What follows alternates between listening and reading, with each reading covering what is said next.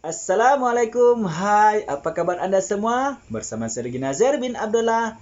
Pada perkongsian kali ini, saya akan kongsikan kepada Anda semua salah satu perkara yang harus kita ketahui dan harus kita lakukan apabila kita ingin membuat sebuah pokok bonsai.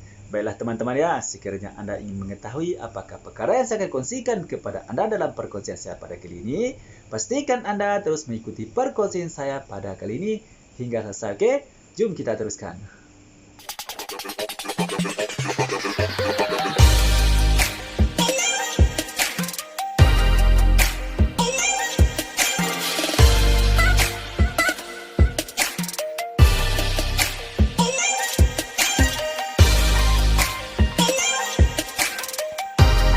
Oke, baiklah teman-teman ya.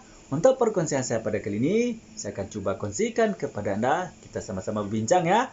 Salah satu perkara yang kita perlu lakukan apabila kita ingin membuat sebuah pokok bonsai. Baiklah teman-teman ya. Untuk perkongsian pada kali ini, saya akan membincangkan secara ringkas kepada Anda semua. Ini terutamanya untuk Anda seorang pemula ya teman-teman. Juga sama seperti saya. Yaitu program membuat gerak dasar ataupun gerak asas pada batang pokok bonsai kita. Itu ya, pergerakan dasar atau membuat dasar batang bahan bonsai kita, membuat gerak asas ya, gerak asas pada batang pokok bonsai kita. Okey, baiklah teman-teman. Okey. 3 persoalan ya. Mengapa, bagaimana, bila. Ini adalah 3 persoalan. Okey. Mengapa kita yang pertama ya teman-teman, mengapa kita perlu melakukan program gerak dasar atau gerak asas kepada batang bahan bonsai kita? Okey, macam ni ya teman-teman. Okey, sebagai ringkasannya macam ni, kita perlu melakukan ataupun kita perlu membuat gerak dasar ataupun gerak asas kepada batang pokok bahan bonsai kita. Ini adalah kerana di dalam pembonsaian ya teman-teman terdapat beberapa gaya bonsai tertentu. Contohnya seperti gaya tertiup angin, gaya gasket, sapu terbalik, gaya air terjun ya, dan bermacam-macam lagi gaya-gaya lain ya yang kita dapati dalam pembonsaian. Dalam dunia pembonsaian ini terdapat beberapa jenis gaya khas ya, ataupun terdapat beberapa jenis gaya yang memang ada pada setiap pokok bonsai itu. Jadi oleh kerana itu teman-teman ya, jadi kita perlu tahu untuk melakukan gerak dasar ini ya, terutamanya untuk bahagian batang pokok bonsai kita. Kita perlu melakukan membentuk gerak asas atau gerak dasar pada batang pokok bonsai kita. Sama ada kita membuat berdiri tegak macam tu ya, ataupun kita membuat bentuk dengan gaya tertiup angin, ataupun kita membentuk dengan gaya gasket ataupun air terjun ya teman-teman. Itu adalah terpulang kepada kehendak kita sendiri ya. Kita mau membuat macam mana, itu yang kita boleh buat. Okey, itu yang pertama ya. Kenapa? Itu persoalannya dan itu jawapannya tadi. Dan kedua, bilakah masa yang sesuai untuk kita melakukan program gerak dasar kepada batang bahan bonsai kita? Okey. Bila ya teman ya? Okey, masa yang paling sesuai untuk kita melakukan gerak dasar ataupun gerak asas pada batang bahan bonsai kita ialah teman, semasa kita sudah mempunyai pokok itu ya. Pokok bonsai kita, pokok bahan bonsai itu semasa kita mempunyai bahan tu. Bahan yang pokok tu contohlah pokok lah macam mana.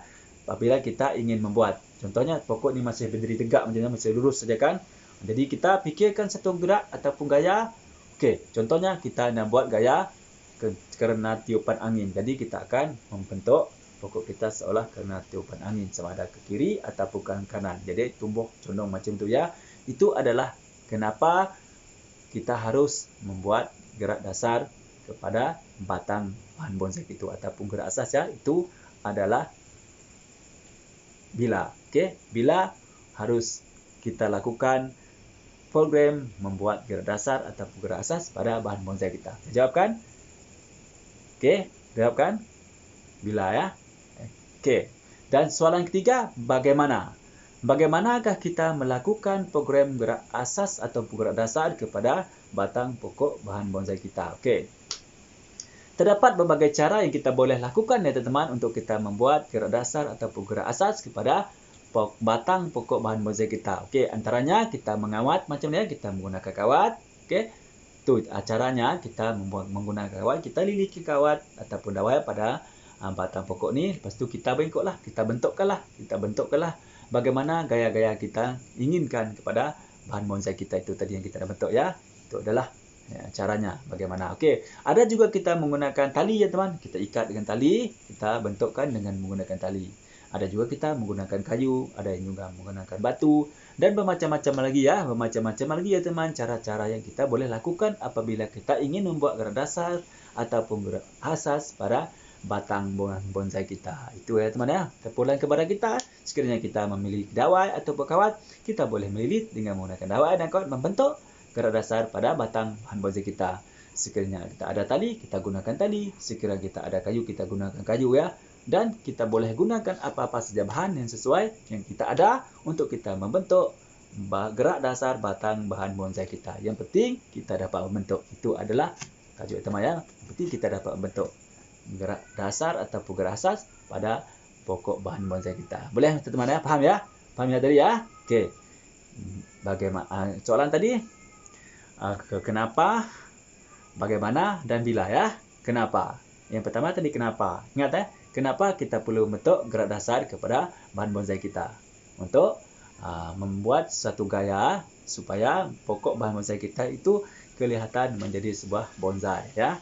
Yang kedua, bila semenjak kita mendapatkan pokok bahan bonsai itu ya yang kita ingin jadikan sebagai bonsai. Itu adalah bila dan bagaimana. Bagaimana tadi ialah terpulang kepada cara kita ya, terpulang kepada cara kita untuk mempunyai itu terpulang kepada bahan. Contohnya kita memiliki dawai ataupun kawat, kita lilit saja dengan menggunakan kawat ya. Apabila kita mempunyai tali, kita ikat dengan menggunakan tali ataupun kita memerlukan batu, kayu, kita gunakan bahan-bahan semula jadi saja. Boleh saja, mana boleh saja kita menggunakannya untuk kita membuat gerak dasar atau gerak asas pada bahan bonsai kita. Baiklah teman-teman ya, saya rasa cukup sampai setakat ini dulu untuk perkongsian saya pada kali ini. Mudah-mudahan ya teman-teman ya, dengan sedikit perkongsian ringkas daripada saya pada kali ini dapat sedikit sama banyak memberi info dan membantu teman-teman Anda ya teman, seorang pemula ya, juga sama seperti saya untuk kita membuat gerak dasar atau gerak asas pada bahan bonsai kita. Baiklah teman-teman ya, sekiranya Anda merasakan perkongsian saya pada kali ini bermanfaat untuk teman-teman, klik tombol subscribe dan tombol lonceng ya teman-teman, supaya Anda menjadi orang yang pertama sekali akan dapat mengikuti perkongsian terbaru daripada channel ini, terutamanya berkaitan dengan alam pembonsaian. Baiklah teman-teman ya, bagi Anda itu masih lagi belum subscribe ya teman-teman, silalah subscribe ya, karena subscribe itu sangat gratis, gampang dan mudah. Marilah kita sama-sama berkongsikan ilmu yang bermanfaat. InsyaAllah kita akan sama-sama mendapat manfaatnya nanti. Baiklah teman-teman ya.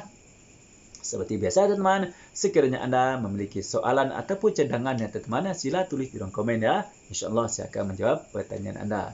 Dan cadangan-cadangan Anda ya, tidak ada masalah teman. Kita sama-sama berkongsi, berbincang, berkongsi ilmu ya. Tambah-menambah, yang kurang kita tambah ya. Menjadi banyak dan kita akan menjadi semakin lebih pandai. Betul kan? Tak rugikan. Okey, baiklah teman-teman. Saya rasa cukup sampai setakat ini dulu untuk perkongsian daripada saya pada kali ini ya. Seperti biasa, sebelum saya mengakhiri perkongsian saya pada kali ini, marilah kita sama-sama berselawat kepada kekasih kita Nabi Muhammad SAW. Mudah-mudahan kita mendapat syafaatnya dari dunia sampai akhirat. Jom kita sama-sama berselawat. Bismillahirrahmanirrahim. Allahumma salli ala Sayyidina Muhammad wa ala alihi wa sahbihi wa barik wa sallim. Amin. Mudah-mudahan kita menjadi umat cintanya. Amin ya rabbal alamin.